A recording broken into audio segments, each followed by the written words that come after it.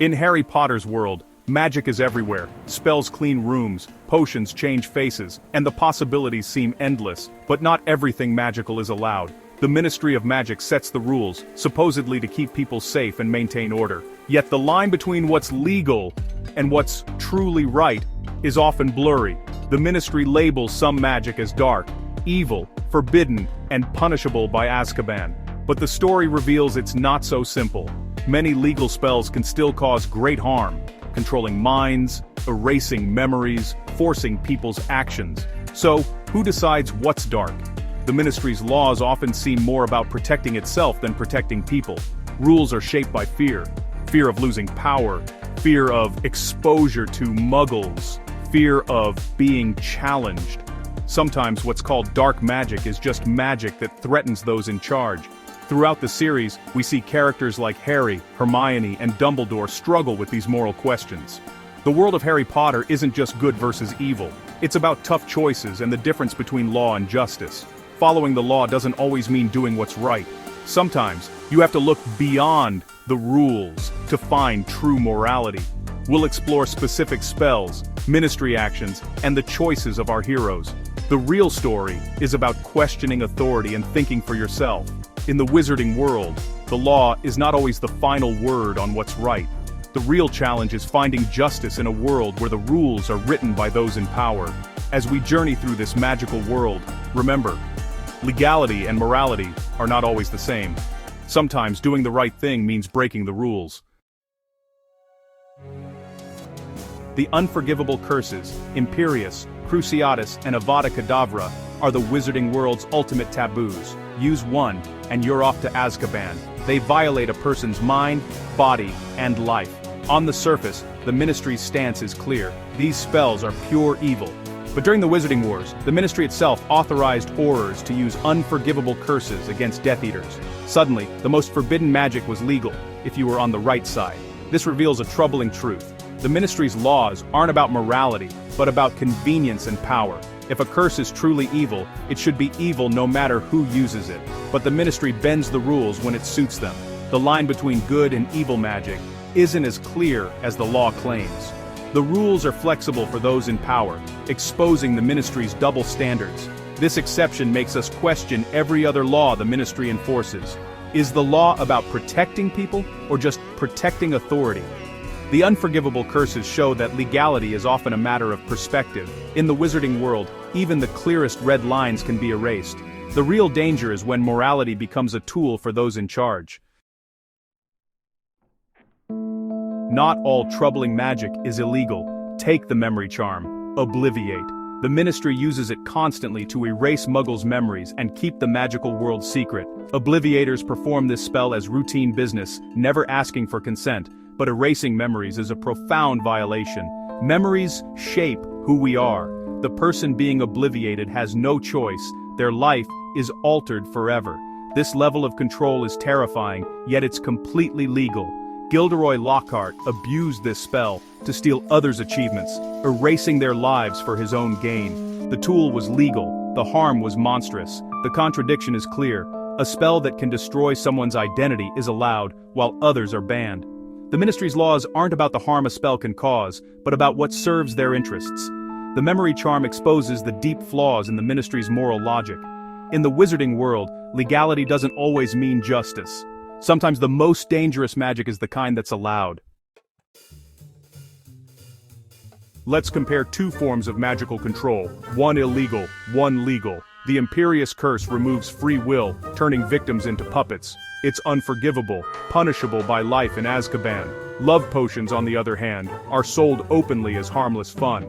But love potions also override free will, forcing fake emotions and actions. Merope Gaunt used a love potion to trap Tom Riddle Sr. in a false marriage, leading to heartbreak and tragedy. Love potions are magical coercion, just as violating as the Imperius Curse. Yet, the Ministry ignores the harm, focusing only on the spell's reputation. The Imperius Curse is dark because it's used by villains. Love potions are fun because they're marketed as romance. The real difference is intent and perception, not the effect. The law cares more about image than impact. Why is one spell unforgivable and the other a joke shop item? The Ministry's logic is inconsistent and self-serving. Harmful magic is tolerated if it doesn't threaten authority. The line between legal and illegal magic is drawn for convenience, not morality. In the end, both spells rob people of their agency. The Ministry's rules ignore the real victims. True justice means questioning which magic is truly right or wrong.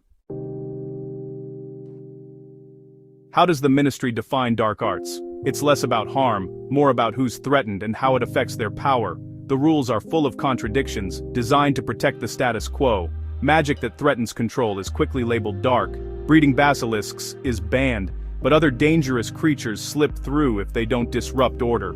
Werewolves and giants face harsh discrimination, not because of what they do, but because they can't be controlled. The Ministry isolates and punishes those it fears, pushing them toward Voldemort.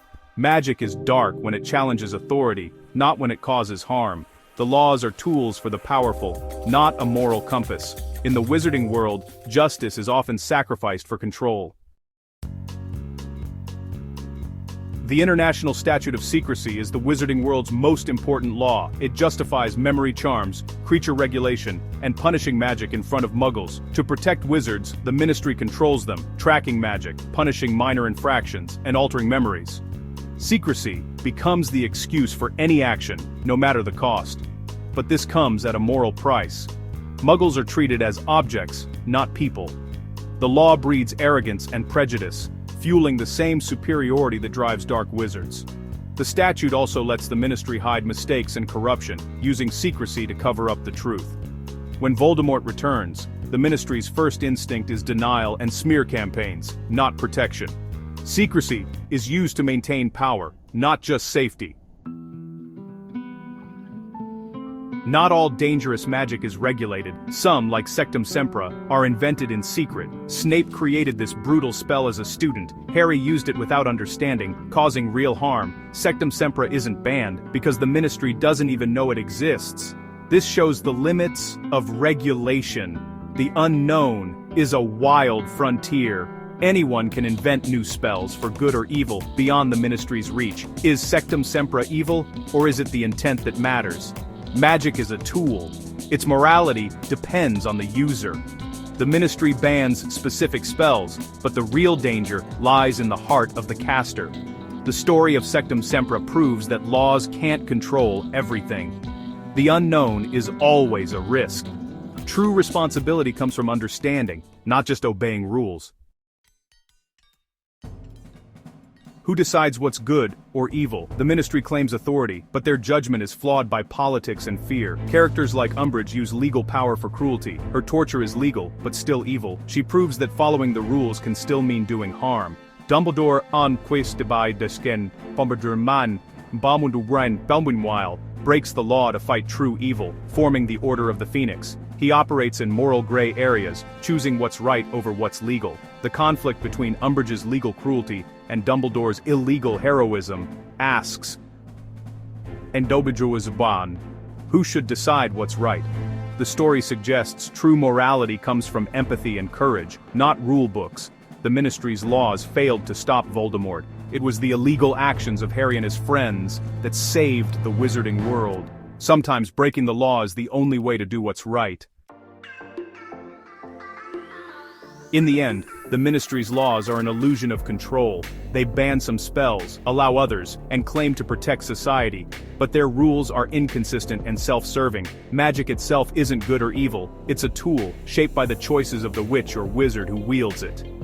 The real battle is not about legal versus illegal magic, but about the intentions behind it. Voldemort's evil came from his heart, not just his spells. The Ministry's obsession with control blinded them to real threats and drove people into darkness. Their laws created a false sense of safety, leaving the wizarding world vulnerable. Legality is not morality. A law can be unjust, and breaking it can be heroic. The true fight between good and evil happens in the hearts of individuals. It's about empathy, courage, and love, not just following rules. The Ministry missed the point. The most powerful magic wasn't on any list. It was love, sacrifice, and the courage to do what's right. In the end, that's what truly saved the wizarding world.